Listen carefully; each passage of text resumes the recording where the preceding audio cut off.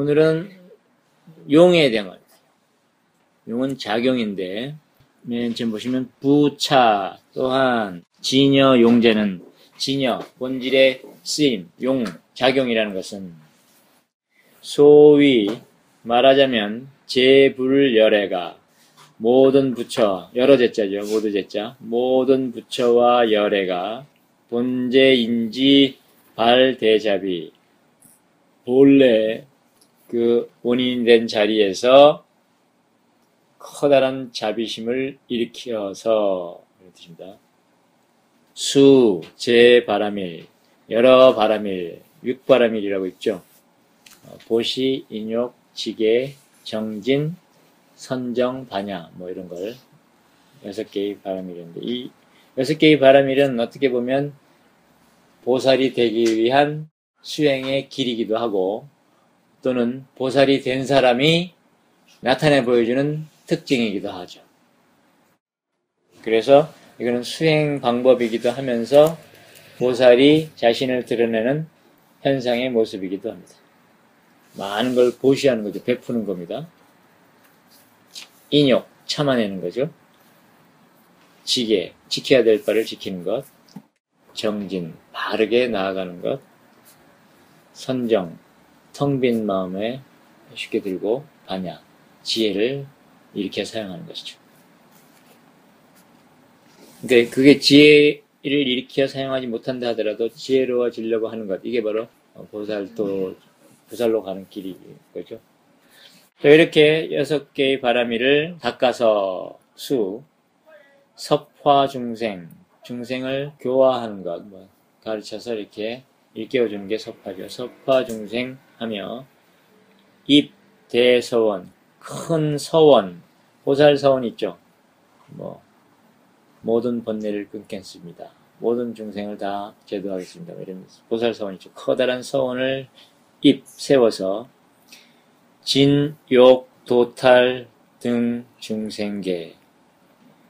일체, 등은 모든을 말하죠. 일체 중생계를 도탈, 번뇌의 강을 건너 해탈시키는 겁니다. 도탈, 시키고자, 욕하고자, 진, 다 하는 거죠. 자신이 모든 걸 다 하는 겁니다. 그것이 또, 역, 불한 겁수, 겁은 수많은 세월을 말하죠. 수많은 세월에 한정없이 미래까지 다하여 취 일체 중생 여기신고 모든 중생을 취하여 돌보기를 기신은 자기의 몸입니다. 한자에서 기는 나를 말하고 인은 남을 말합니다. 사람 자를 쓰는 남을 말해요.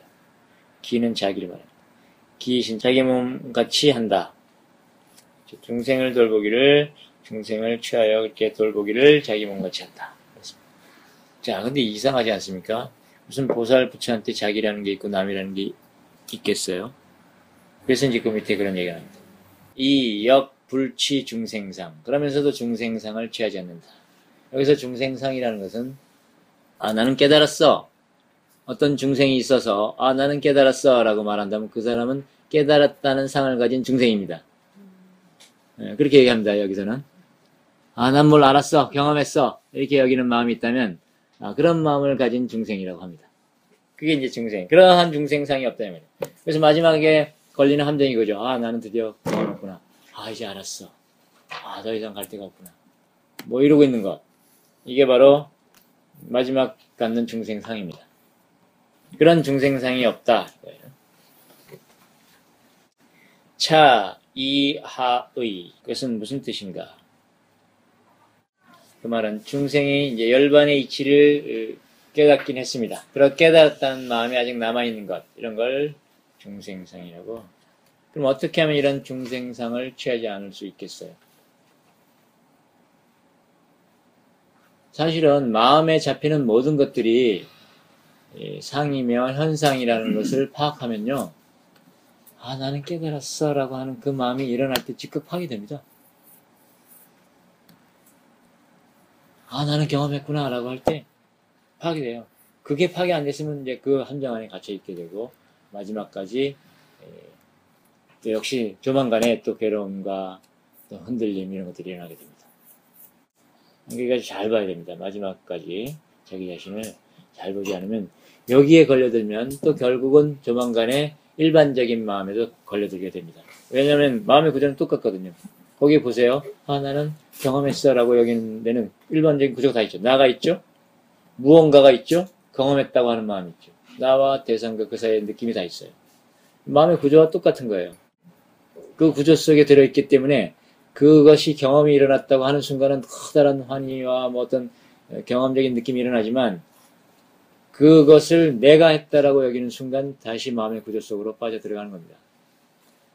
그러니까 경험이 그래서 중요하지 않다라는 거예요. 경험에서 일으켜진 통찰이 그래서 중요한 겁니다. 경험이 아무리 훌륭한 경험을 했다더라도 그 경험을 내가 했어라고 하는 순간 다시 마음의 구조 속에 빠져버리고 말거든요. 통찰로. 네. 그렇죠. 통찰이라는 것은 이제 마음의 구조를 보는 거고, 그리고 모든 걸 다 통합해서 그 맥을 관통하는 게 통찰이라는 거잖아요. 그러니까 그 맥이 뭐냐면 마음의 구조입니다. 그러니까 결국 우리가 하는 공부는 뭘 알려고 하는 공부가 아니라 마음의 구조를 철저히 파악하고 그 구조가 철저히 파악되면 구조 속에 빠지지 않게 된다는 것뿐이에요. 구조 속에 빠지지 않으면 구조가 형성되어 있는 그 순간에 그 구조에 나의 생명의 에너지가 머물지 않습니다. 그게 바로 응무소주인 거죠. 내 생명의 에너지가 어디에도 머물지 않는 게 응무소주. 어디에 머물지 않고 마음을 내어 쓰는 것. 근데 그게 바로 중생상을 취하지 않는다는 말의 의미입니다.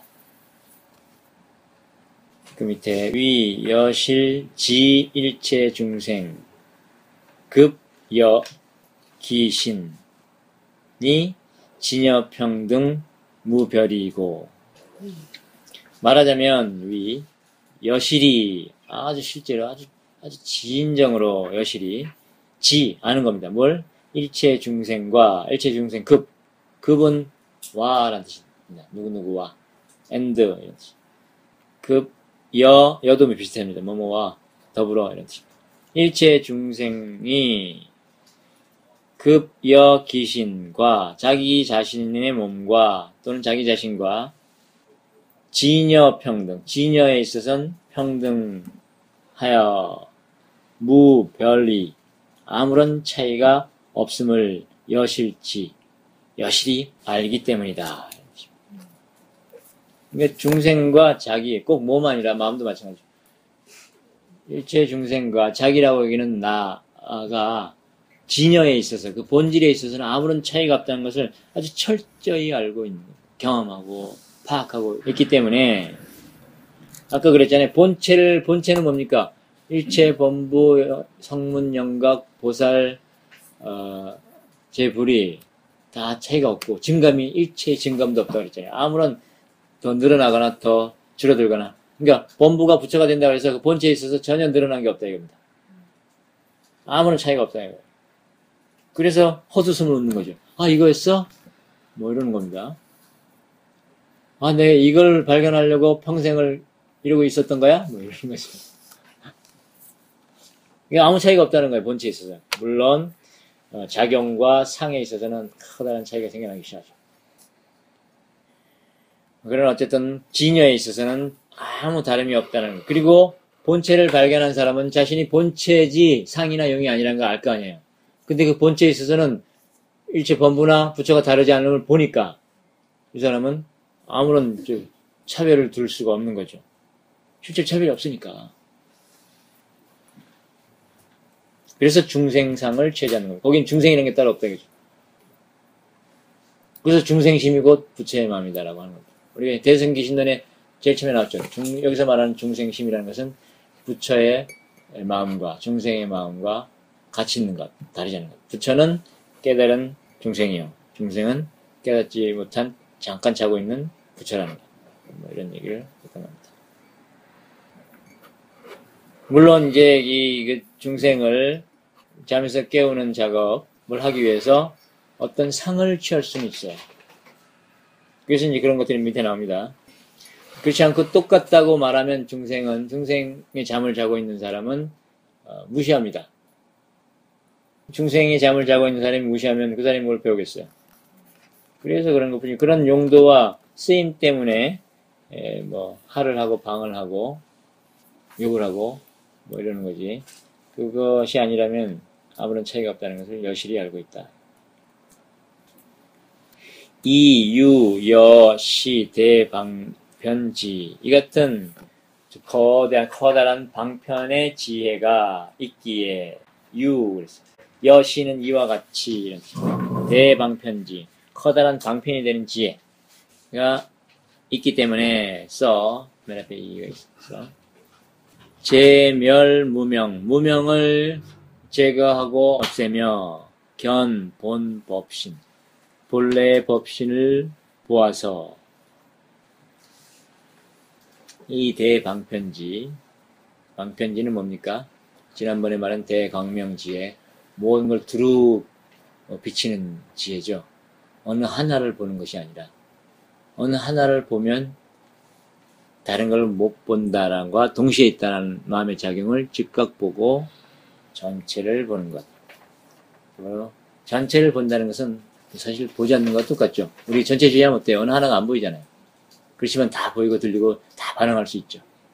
그와 같이 이 대방편지해도 역시 그와 같이 아주 밝게 보기 때문에 어두운 마음이라는 건 뭡니까? 기본적으로 나와 대상을 나누는 마음이었죠. 어두운 마음의 가장 기본 요소는 나와 대상을 나누는 마음이에요. 나누고 나서부터 내가 무엇을 보니가 나오고 무엇을 본다는 마음이 나오면서부터 그 무엇이 다양하게 나눠지면서 분별이 되는 거죠. 분별이 되면서 좋고 나쁜 것이 붙고 좋고 나쁜 것이 붙게 되면 좋은 것에 머물고 싫은 것을 사버리려고 하죠. 그래서 그렇게 안 되면 괴로움이 생기고 이런 일들이 집착이 생겨나는 과정이라고 했습니다. 그러니까 가장 기본적인 것은 나와 대상을 나누는 마음이에요. 그래서 우리가 주체와 대상에 대해 그토록 집착하면서 얘기를 하고 있는 겁니다. 우리는 주체와 대상을 알리는 것에 집착하고 있어요. 그 다음 그 밑에 자연스럽게 불사의 업 불가사의한 업이 불사의 업입니다. 왜 불사의 업입니까? 이상하게도 말이죠. 본질은 허망한 상과 전혀 상관이 없는데도 본질이 상에 물든 마음을 깨우치고 영향을 미칠 수가 있다고 그랬고, 그죠? 본질과 상은 전혀 상관이 없잖아요. 본질은 본질, 상은 상일 텐데. 그렇다면 본질은 상에 영향을 미칠 수 없어야 되는데 본질은 상에 영향을 미쳐서 물든 마음을 깨끗하게 하고 또 상에 물든 마음은 본질에 영향을 미쳐서 어둡게 무명으로 가득 차게 만들고 뭐 이런 것이 우리 지난 시간에 했었어, 그죠? 정법과 연법 혼습이 있었죠. 정법이 그러니까 올바른 진리가 물든 마음을 혼습시킨다, 즉 물들인다 그랬어요. 그리고 연법 물든 마음이 또 역시 정법을 혼습시켜서 물들게 만들고 이런 일이 어떻게 가능하냐?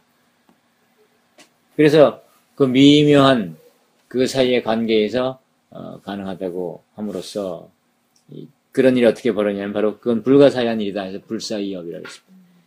그럼 불사의업의 여러 작용이 바로 그런 거예요. 여러 작용을 갖게 되는 거니 불사의업 종종지용 종종은 다양한 여러 종류의 일이라는 뜻입니다.